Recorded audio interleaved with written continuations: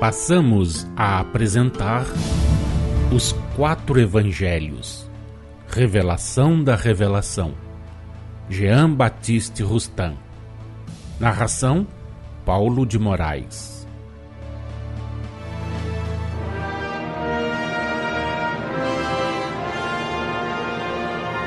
Evangelho de Jesus segundo João, capítulo 6, versículos 60 a 71. Os discípulos escandalizados. Muitos discípulos se retiram. Muitos dos seus discípulos, tendo ouvido tais palavras, disseram: Duro é este discurso, quem o pode ouvir? Mas Jesus, sabendo por si mesmo que eles murmuravam a respeito de suas palavras, interpelou-os: Isto vos escandaliza? Que será, pois, se virdes o Filho do Homem subir para o lugar onde primeiro estava? O Espírito é o que vivifica, a carne para nada aproveita. As palavras que eu vos tenho dito são espírito e são vida.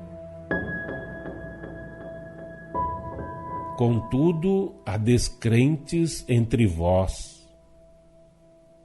Pois Jesus sabia desde o princípio quais eram os que não criam e quem o havia de trair.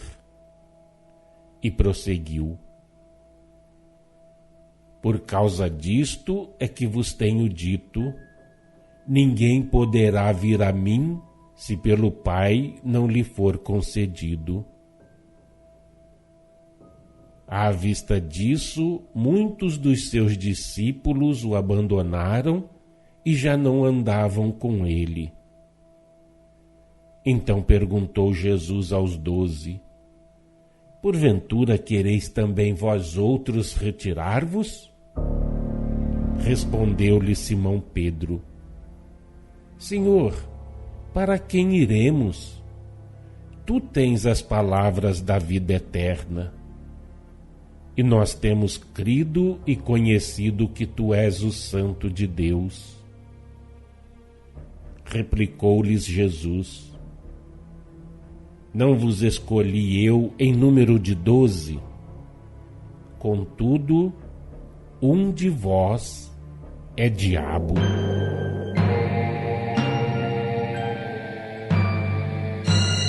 Referia-se ele a Judas, filho de Simão Iscariotes, porque era quem estava para traí-lo, sendo um dos 12. Número 333. Alguns dos que ouviam a prédica de Jesus fizeram o que mais tarde fez a igreja. Tomaram-lhe as palavras ao pé da letra. Com relação ao que ele disse a respeito de Judas, já vos explicamos nos comentários aos 3 primeiros evangelhos que as palavras do Mestre, referentes a esse discípulo, de nenhum modo significavam ter sido ele objeto de uma predestinação nem de uma condenação prévia.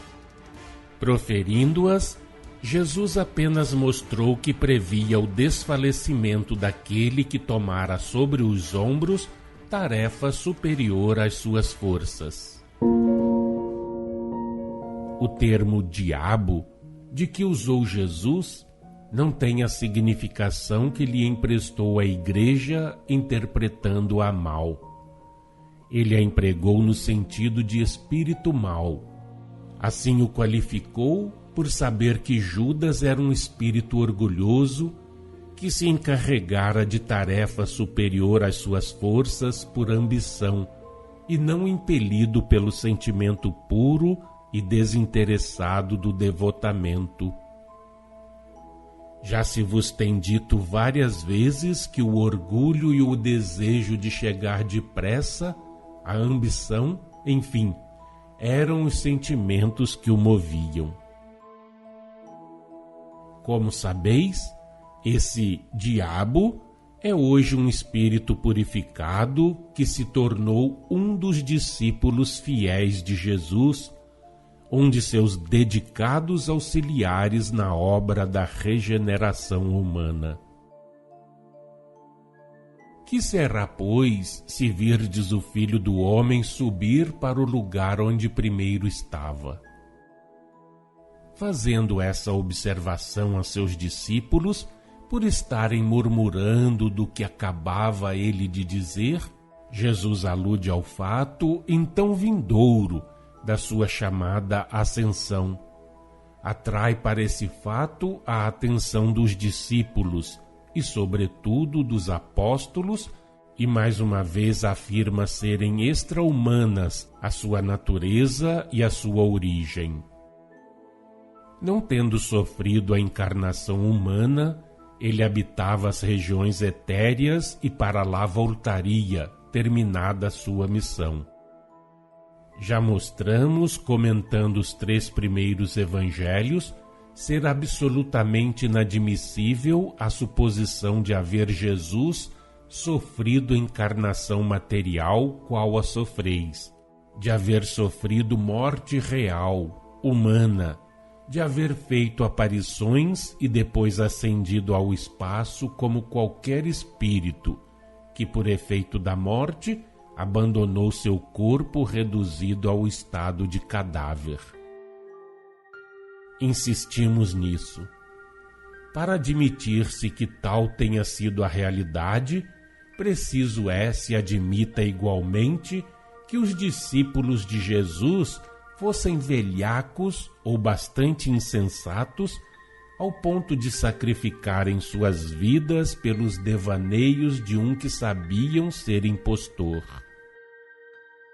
Sim, Jesus não podia ser para seus discípulos senão um impostor, desde que estes se tivessem visto obrigados a fazer que o corpo do Mestre desaparecesse, a fim de acreditarem, sem dúvida eles mesmos, na veracidade do que ele lhes dissera. Semelhante aberração se compreende? A fé viva, ardente dos apóstolos não se explica muito mais racionalmente pelo fato de se ter realizado a ressurreição que lhes fora prometida. Perde-se nas trevas da profundeza aquele que se abalança a sondar demais, aquele que não se decide a passar da superfície, esse se agarra às asperezas do terreno e nelas rasga as carnes. Os homens só não compreendem, só não querem admitir a encarnação fluídica de Jesus, única que poderia tolerar um espírito da natureza do seu, por se acharem demasiadamente presos à matéria. Que esperem um pouco e, desenvolvendo-se-lhes a inteligência, poderão estudar mais seriamente e, sobretudo, com mais segurança. Compreenderão, então, a razão de ser e a necessidade desse fato que agora lhes parece impossível e inútil, e se humilharão percebendo claramente, de um lado, a ignorância orgulhosa em que se achavam imersos, e de outro, a bondade extrema do Senhor.